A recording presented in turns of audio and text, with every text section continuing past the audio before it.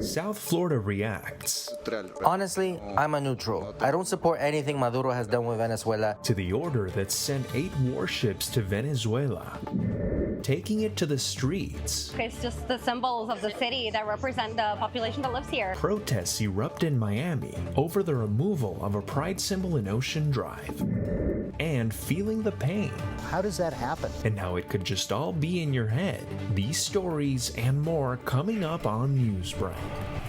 Hello, South Florida. I'm Anthony Cruz. And I'm Paula Sirignano. Today is Tuesday, September 2nd, 2025. Live from the Lee Caplin School of Journalism and Media in North Miami, this is Caplin News. Military presence at question as local residents react. Many South Florida residents believe the U.S. operations near the coast of Venezuela may be more than fighting drug cartels. Yes, and Caplin News reporter Alejandro Maquina has more. With tensions growing between the U.S. and Venezuela, South Florida residents think that the operations are key to remove Maduro from power.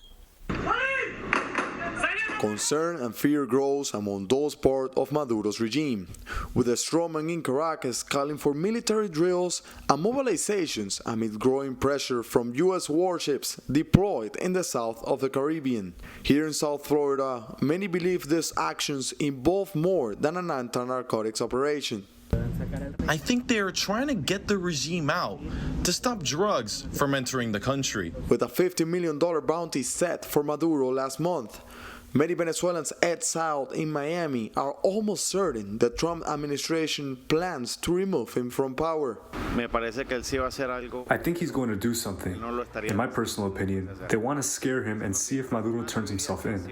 And if they don't, they're getting it. Yaceni Rodriguez from the state of Lara agrees and says the deployment by the U.S. military could finally free Venezuela from its current crisis. Everyone knows we want our country to be free from drug trafficking and from corruption. So if it's this way, then so be it. But not everyone thinks this is the ideal way to face this situation. Honestly, I'm a neutral. I don't support anything Maduro has done with Venezuela, and I think he's a murderer. But I also don't justify the actions that President Trump has ordered. In response to the U.S. operations, Colombian President Gustavo Petro has ordered more than 20,000 Colombian troops to the Venezuelan border. Many say he's playing both sides.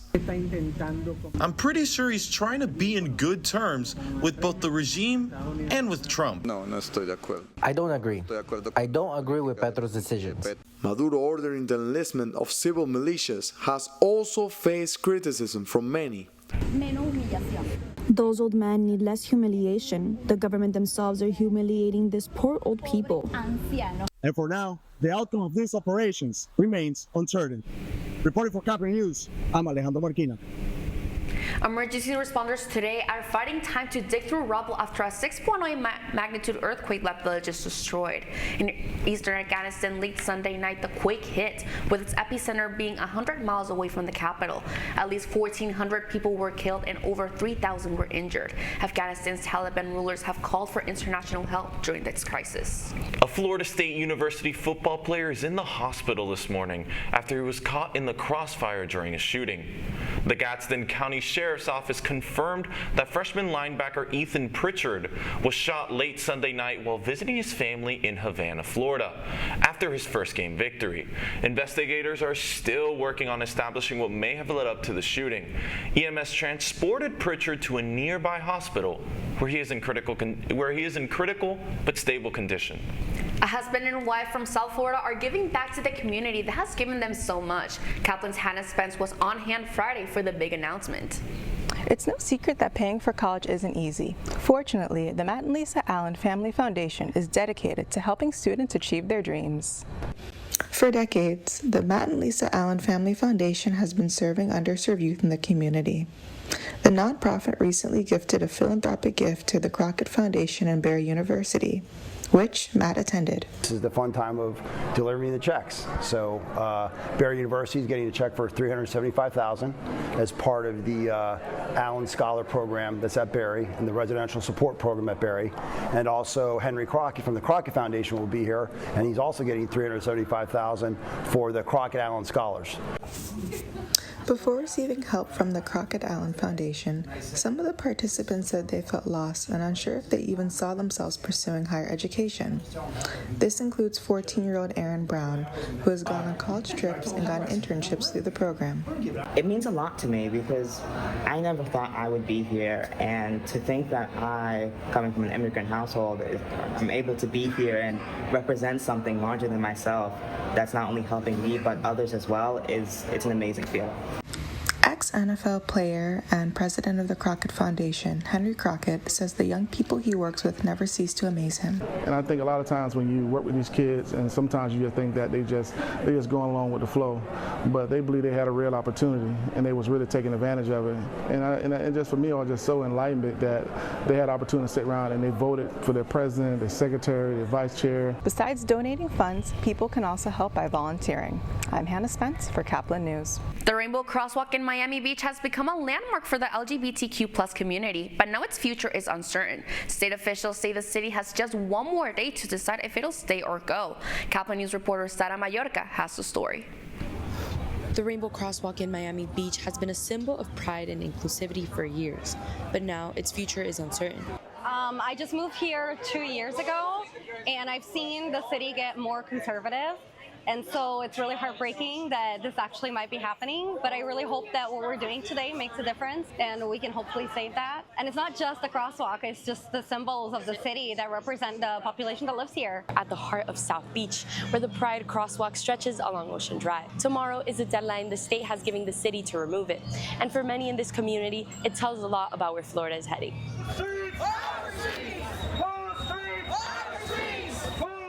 Clearly, by what we see today and the outcry that we've heard, it means a lot. It means a lot of things to a lot of people. And from my standpoint, it doesn't harm anybody. I get the public safety narrative that's not really borne out in the facts. But what I do know is that this means a lot of things to a lot of people that I represent, which means, by definition, it means a lot to me as well. Supporters argue the crosswalk has become a landmark, attracting visitors and promoting visibility for LGBTQ+ residents. It also serves as a tribute to the victims of the Pulse nightclub shooting, reminding the community of the strength and resilience of those affected. As the deadline looms, city leaders, activists, and residents say they're prepared to keep fighting to keep the crosswalk, a small piece of their community that has come to serve a much bigger purpose. For Caplin News, I'm Sara Mallorca reporting. A Labor Day tradition that keeps people eager to compete in the Muscle Beach Championship also had a very special guest. In Venice, California, crowds showed up for the competition, and in the mix was Grammy-winning rapper Lil Jon, who had an empowering message to spread. I'm winning just by being here and, changing my lifestyle mentally and physically. One of the things I hope is that I can be an inspiration to so many people that say, I don't have time, I can't do it. If I can do it, then you can do it too. No excuses. It has brought people from all over the world to compete in categories like bodybuilding, figure, physique, and wellness. Their Labor Day holiday in the nation's capital. And that's still ahead in Slows' story. Could it be that your poor sleep in the first place is causing your pain to get worse?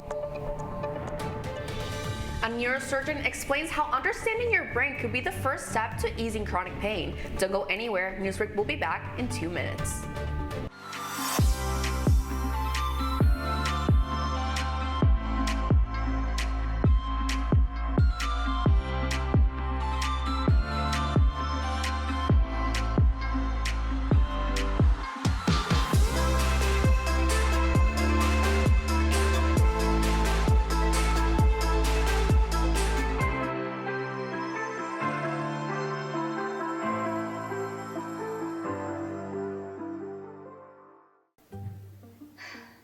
Really use a new tablet. I just don't have the money. Let me ask you something. Do you have a Pell Grant? Yes. You do know you can get a free tablet, right? Did you say free? Yeah, free. It's simple. And the application is done in the store. I could really use a tablet. Go get one.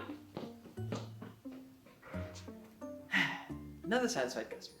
Stop by Pantotech in the Graham Center at FIU MMC today to speak with one of our associates to get your free tablet. Type 2 diabetes can have a big impact on your life. But how can it be prevented? Well, the first step is knowing if you have something called prediabetes. Take the 1-minute risk test today at doihaveprediabetes.org.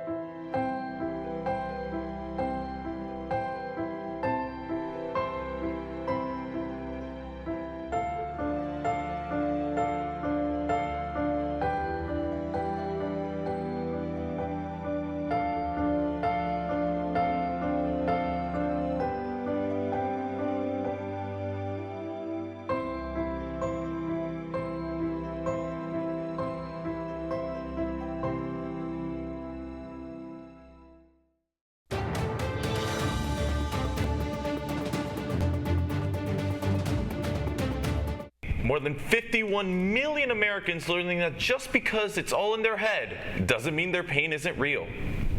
September is Pain Awareness Month.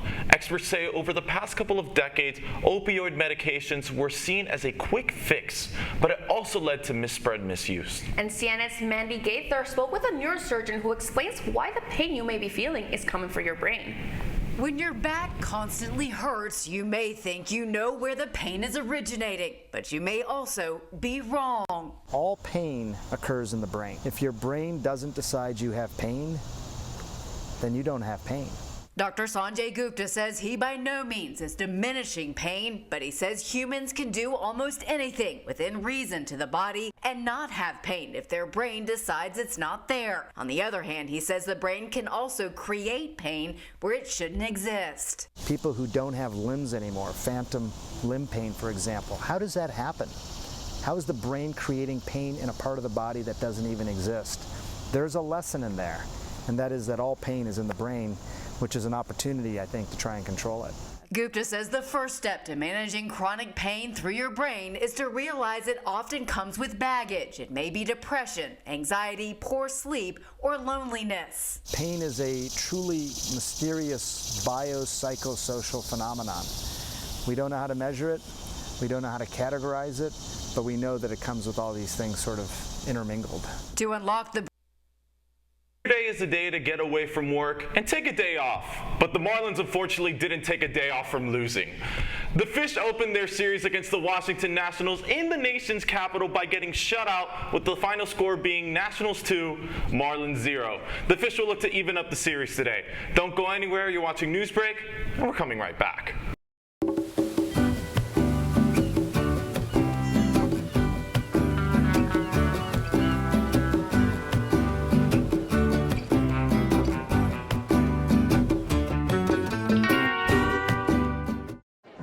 The black truck? Hey, Christina from accounting. Yeah, hi. Hey, I used to date a girl named Christina. Oh, really? Yeah, and then she dumped me for my best friend. You want to see some photos of them that I took? I don't. I thought we talked about this, buddy. Buzzed and overshared again? Yeah. Yeah. I'm gonna call a car. That's a smart idea. So, yeah, I know, that's why I did it. Hey, you're gonna get back to the top of the mountain. Does that mean I'm gonna get back with Christina? No. Oh. No.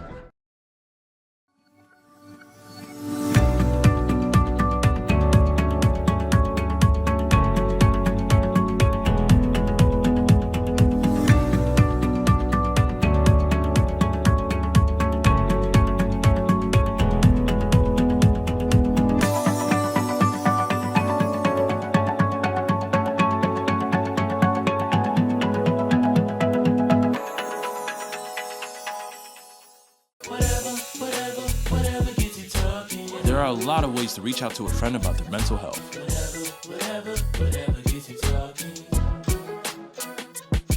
Learn how you can help at seizetheawkward.org. Bill is a family man. He invests his money wisely and provides a good life for his children. Just one problem. He often opens emails from senders he doesn't know, and his computer is not password protected. One day, Bill checked his bank account and 94% of malware attacks originate from emails. Don't be like Bill. Take your cybersecurity seriously. And that's all the time we have for Newsbreak. I'm Paula Sirignano. And I'm Anthony Cruz. Get more news anytime at caplinnews.fiu.edu.